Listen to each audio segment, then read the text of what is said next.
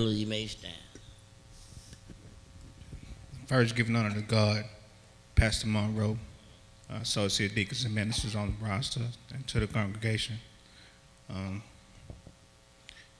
This is my first day back in El Bethel in 2010. I hadn't been since the fall of 2009. Not necessarily because I didn't want to come, but I had been ailing. Actually, all my life I've been ailing with a lung condition. A lot of people know about asthma and how it works, but it got a little worse than that for me. Around the summertime last year, the doctors told me that I would be a candidate for a lung transplant. And it was kind of hard for me to take that in. I didn't know how to handle it. Not mainly because it was some information that I didn't know about, but I wasn't close with God as I thought I was.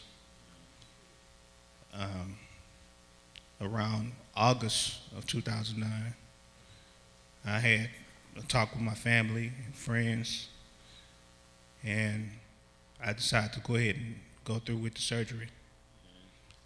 And I prayed about it, and God told me that's all you had to do in the first place.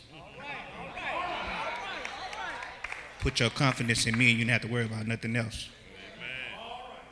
Now, after I accepted that I would be receiving new lungs from somebody, about 2 or 3 weeks before I got on the list, the doctor also told me that he thought it would be best that I receive another heart as well. And, that made it a little bit more difficult for me. So again, I went back to God, and I was like, well, I don't know what to do, so I'm going to put it in your hands. Amen. And he said that's all you had to do in the first place. Again.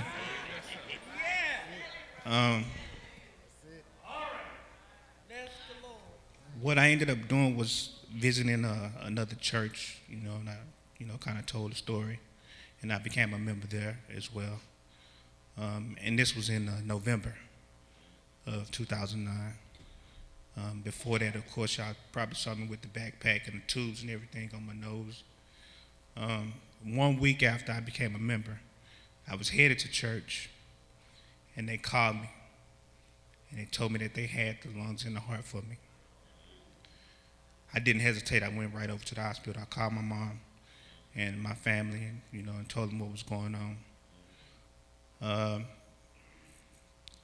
I made it through the surgery in 4.5 hours. The doctor said it was a miraculous recovery. They had never saw something like that. So I stayed in ICU only a day or two. They made it, God made it possible for me to go home and be with my family for Thanksgiving. I ended up going back in the hospital to have surgery on my stomach because there was complications from the first surgery. And then God saw fit for me to be home again for Christmas. So, I have 3 people here that I want to thank in particular. Brother David, he came to see me in the hospital. He prayed for me, called me, checked up on me. My aunt, Sister Trustclair, and my mom, Sister Miller. And I just want to thank the church for all your prayers and, everybody that's been checking up on me. And just to tell you, if I was never convinced about miracles, I definitely am now. Because I'm standing here to tell you that I'm a miracle. And Pastor Monroe, I want to thank you.